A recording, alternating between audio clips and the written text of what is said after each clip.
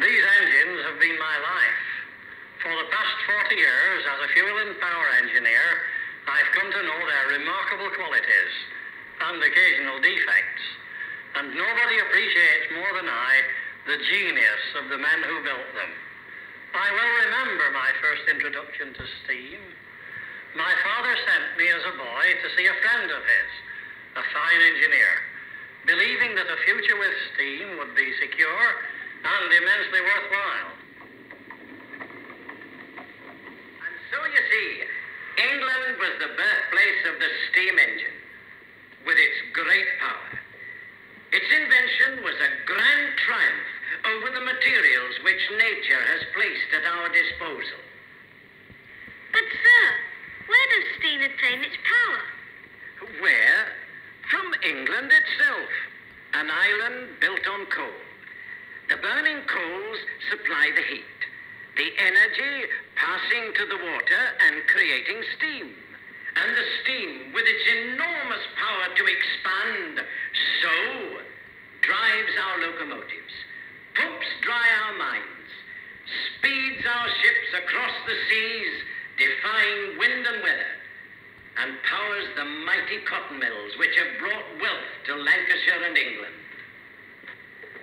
And yet the workings of the steam engine are basically most simple. Grasp these, and the secrets of the mill engine will soon be yours. The heart of the engine is the cylinder, a simple tube, so, with ends. Inside the cylinder resides the piston, so. A modicum of high-pressure steam at 100 to 200 pounds per square inch is piped into the cylinder through valves, which I will show you later, and thrusts the piston along the cylinder. When the piston reaches the other end, the steam, which still has quite a lot of pressure and power left, goes out through an exhaust valve, whilst fresh steam enters at the other side of the piston, and thus the piston returns again. This arrangement of steam working on both sides of the piston is called double acting. Simple and elegant, is it not? But for economy, modern mill engines nearly always have 2 or more cylinders. Some other models I've got will show you what I mean. When the steam leaves the first or high-pressure cylinder, still, as I said, with quite a lot of power, it is piped across to a larger low-pressure cylinder. It It is larger because the steam has already expanded to fill the high-pressure cylinder and now needs more room to expand yet further. Expanding the steam in 2 stages is called compounding. This low-pressure cylinder is usually across on the other side of the flywheel, with its crank set at 90 degrees to the other. So we have a well-balanced engine called a cross compound. Such engines can produce 2,000 or more horsepower and are the mainstay of the cotton industry. Note that down. But now we must discuss the valve gear, which lets the steam in and out of the cylinders and largely determines the efficiency of the engine. The valves, both inlet and exhaust, are worked by rods driven off the crankshaft.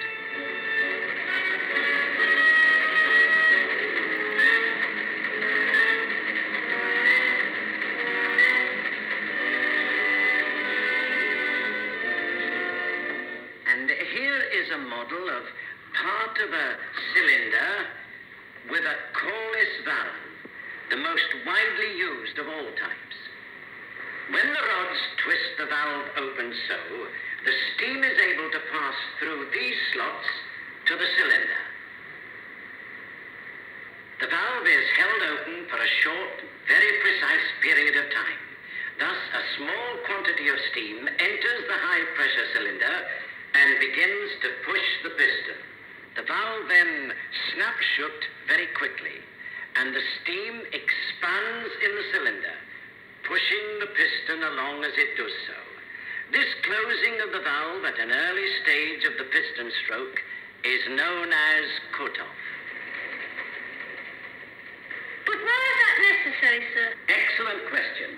It enables a small amount of steam to give its power by expanding as it pushes the piston along the cylinder.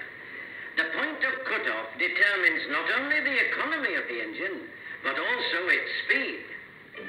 The governor, through an ingenious system of rods, continuously controls the cut-off.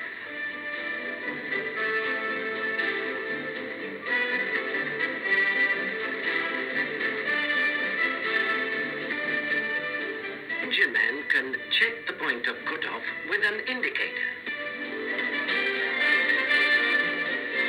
Ends of a cord attached to a lever connected to the crosshead.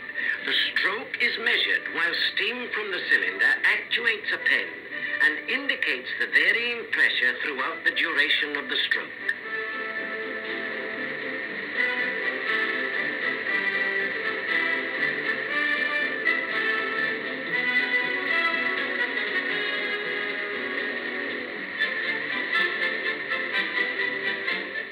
From this card, the engine man can see the relationship of the opening and closing of the inlet valve to the piston position.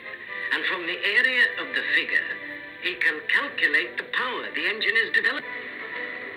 The exhaust valve just rocks to and fro without any snap action, as it merely lets the steam out. Many engines of this type were made.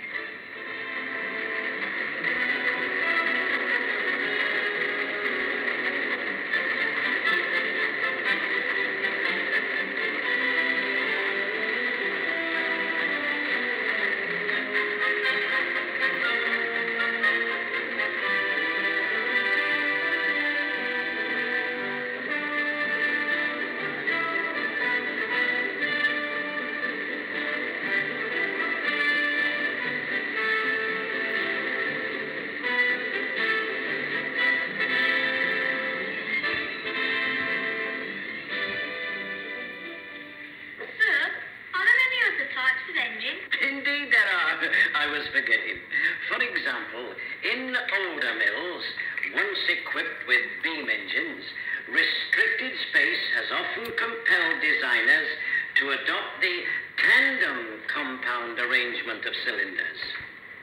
The high and low pressure cylinders are placed one behind the other, working in line onto a single crank. reasonable power is produced in very little space. But since such engines only drive on one side of the flywheel, they are inherently unbalanced. A tandem compound that I recall is interesting for its valve gears. The high-pressure cylinder employs the Corliss valves of the type we have already examined.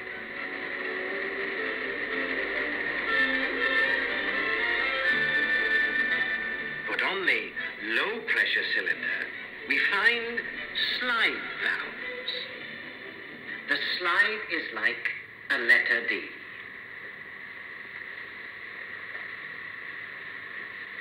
In this position, the steam enters one end of the cylinder. Then, as the piston travels down the cylinder, the valve also moves and cuts off the steam.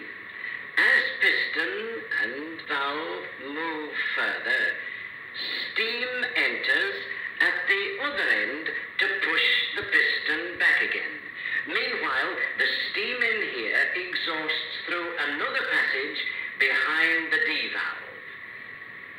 The valve then reverses its direction of travel, and the whole process repeats.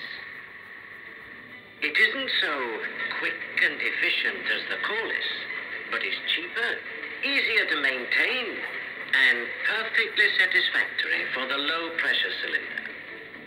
But to return to other types of engine, if there is plenty of room and a lot of power is needed, two tandem compounds, one either side of the flywheel, will be very satisfactory.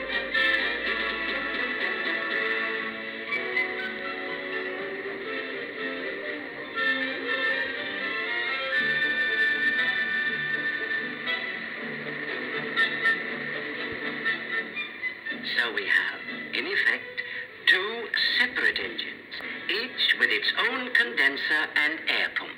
Condenser? Air pump, sir? Again, my enthusiasm runs away with me.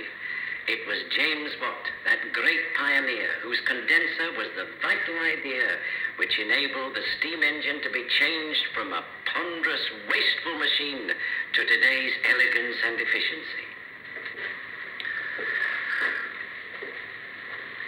Its duty is to create a vacuum in the exhaust pipes of the low-pressure cylinder, which soaks the exhausted steam from the cylinder, which gives, in effect, an extra 12 pounds per square inch and greatly improves the efficiency.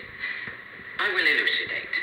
On leaving the cylinder, this steam enters a vessel, where a spray of cold water condenses it to water, and thus a vacuum is formed. Do you follow? Oh, yes, sir. Now, all this water must be removed by a pump. Down goes the pump's piston into the water, which is prevented from going back into the condenser by a foot valve. Valves in the piston open, and the water passes through to the top. These valves shut as the piston lifts the water to the overflow pipe here, whilst the foot valve opens to allow more water to pass through from the condenser. This pump, which enables the vacuum to be maintained, is called the air pump.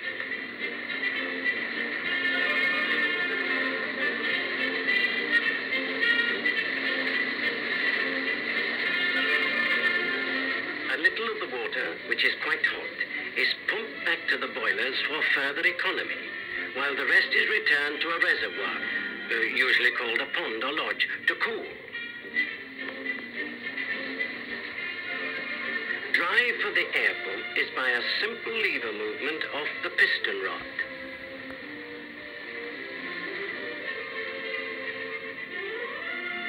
Sir, what if there's an emergency in the mill?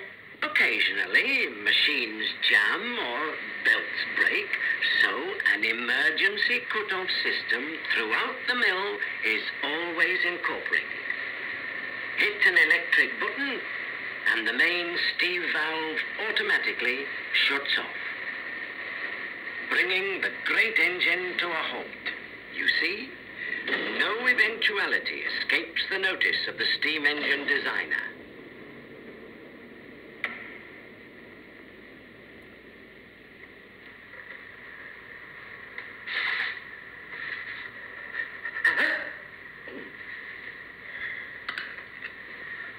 So now we progress to the great triple expansion engine, so called because the steam expands through 3 stages rather than 2 stages as in the compound engines. The steam enters at the high pressure cylinder here, expands to the intermediate cylinder here, and then divides for the 2 low pressure cylinders here and here.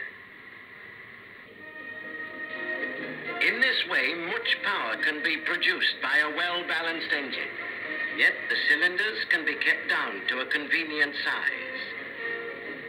Such engines can drive up to 100,000 spindles with the greatest of ease.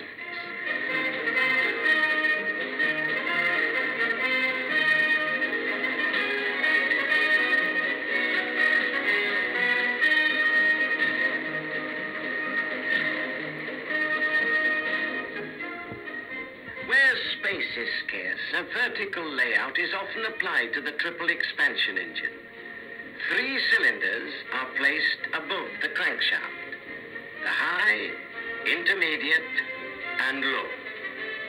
Engines of this type with the cylinders at the top and crankshaft at the bottom are called inverted vertical engines.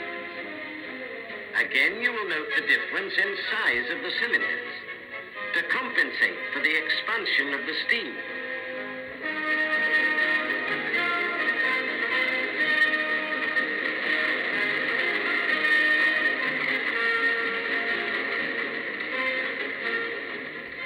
Stately, imposing, the vertical engine is basically the same as the horizontals, with its coreless inlet and exhaust valves, its air pump and condenser.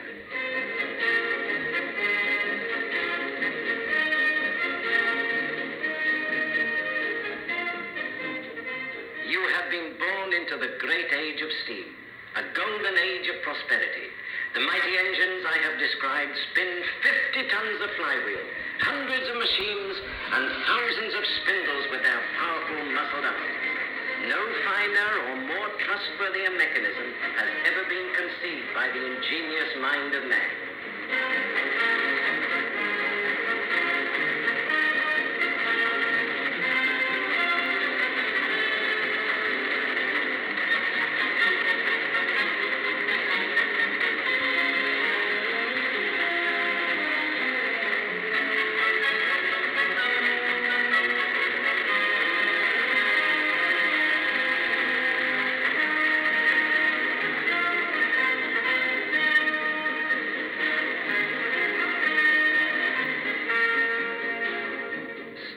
Assuredly the ultimate source of power that will bring immeasurable riches to us all.